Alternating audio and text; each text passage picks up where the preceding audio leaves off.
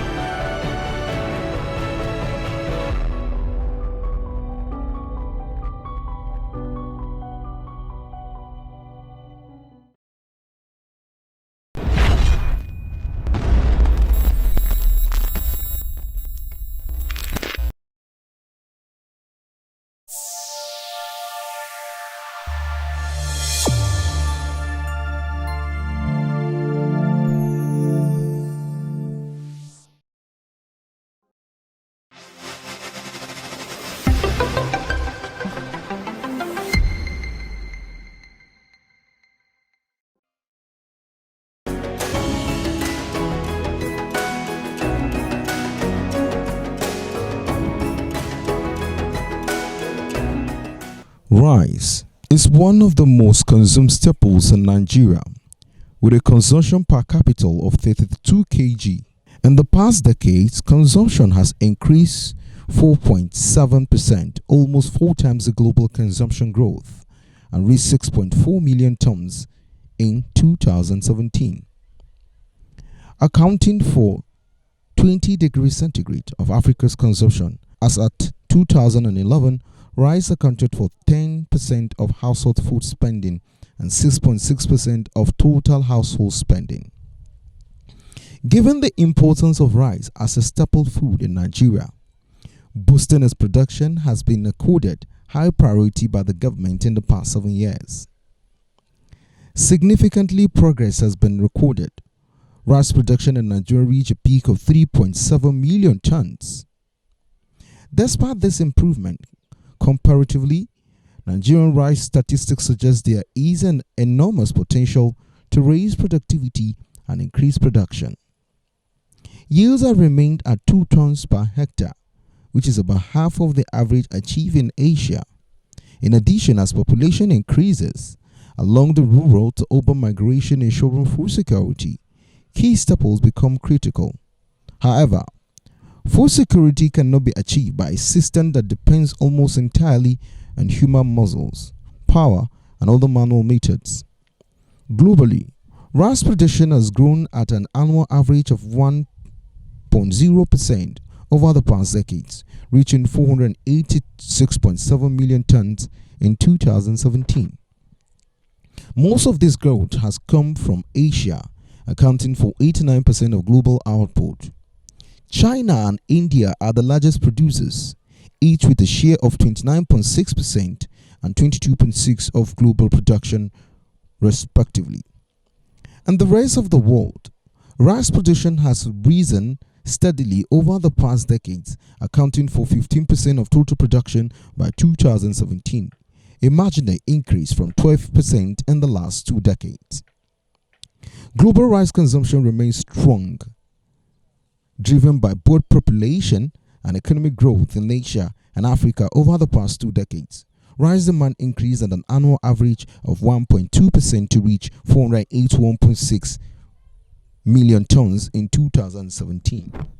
Nigerian mechanization has remained low at 0.3% relative to 2.6 hectare in India and 8 HP in China. The number of agricultural tractors estimated around 22,000 relative to 1 million and 2 million in China and India respectively.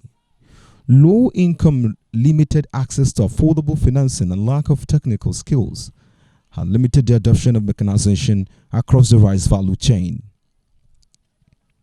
ACMA has shown that increasing the mechanization rate in Nigeria from 0.3 HPA to 0.8 HPA in the next 5 years can double rice production to 7.2 million tons. To achieve these, we estimate that Nigeria will need to at least triple its current stock of machinery over the same period. In addition to raising production, adequately increasing mechanization has the capacity to raise yield, increase level productivity, reduce post-harvest losses, increase income generated by farmers, and deepen import substitution. Now, let's look at the opportunity lying in rice farming. Nigerian mechanization gap provides numerous opportunities for investment across agricultural value chain. To attract the required investment, the government needs to create an enabling environment that ensures mechanization is profitable. In terms of priorities, the government should concentrate on addressing challenges around land tenure and ownership, providing rural infrastructure and extension services, and ensuring incentives are transparent and accessible to all investors. Sub-Saharan Africa faces multiple problems. The main one is improving the lives of 30% of its population that suffers from extreme poverty and food security. As more than 70% of the population lives of farming and related activities, agricultural development will have to play a major role in improving this situation. Fortunately, Nigeria has an abundant supply of natural resources that can support a huge expansion in food, specifically rice production. Because of strong demand, rice area expansion in sub-Saharan Africa is larger than for any other crop. Total meal rice production increased from 2.2 million metric tons in 1961 to 9.1 million tons in 2004. Rice importation into sub-Saharan Africa also increased from 0.5 million of meal rice in 1961 to millions in 2023. Currently, account for 25% of global rice import at a cost of more than 1.5 billion US dollars per year. Therefore, many African governments accord high priority to for developing their local rice sector as an important component of national food security, economic growth, and poverty alleviation. The abundant supply of agronomically suitable wetlands and water resources can support a large expansion in rice area and productivity. Currently, less than 5% of the potentially suitable wetlands are planted with rice because of various constraints. Expansion and intensification of rice cultivation in sub-Saharan Africa will not compete with other crops in terms of land and water resources because during the rainy season, only rice can be grown on low-lying waterlands, including inland valleys. In addition, the labor-intensive nature of rice cultivation will provide additional source of works and income to the rural poor, specifically women, should labor shortage become acute. However, appropriate mechanization can be considered. Small farmers want to earn money from farming but lack more than inputs and capital to fully exploit the rice land, as these items are limited or not available. This is where an innovative public-private partnership is desirable to support the intensification of rice farming. Rice is cultivated in 4 ecosystems of sub-Saharan Africa. Dryland, 38% of the cultivated rice area, rain wetland, deep water, and mangrove swamps, and irrigated wetland. Many abiotic stresses, drought, flood and variable rainfall, extreme temperatures, salinity, acidity, alkalinity, and poor soils, soil aeration and high P fixation, and biotic constraint, weeds blast rice. The constraint to irrigated wetland rice in the Sahel of sub-Saharan Africa are similar to those faced by Asian farmers in the 1960s. Therefore, well-tested irrigated rice technologies from Asia and elsewhere have been introduced and adapted to local conditions to obtain fast returns in investment. For rice in irrigated wetlands in the humid and most savanna zones, rain-fed waterlands, and drylands, local developed Nigeria varieties and production technologies are being tested in target environment. The progenies of Oryza glaberrima and Sativa subspecies indica are better adapted to rain-fed and irrigated wetlands, while those of glaberrima and Sativa subspecies japovonica are more suited to rain-fed drylands. In addition, research is ongoing to tackle sub-Saharan Africa's specific problems such as RMV and AFRGM and to develop efficient crop management technologies. Currently, available best management practices for different rice ecosystems are shown on the screen.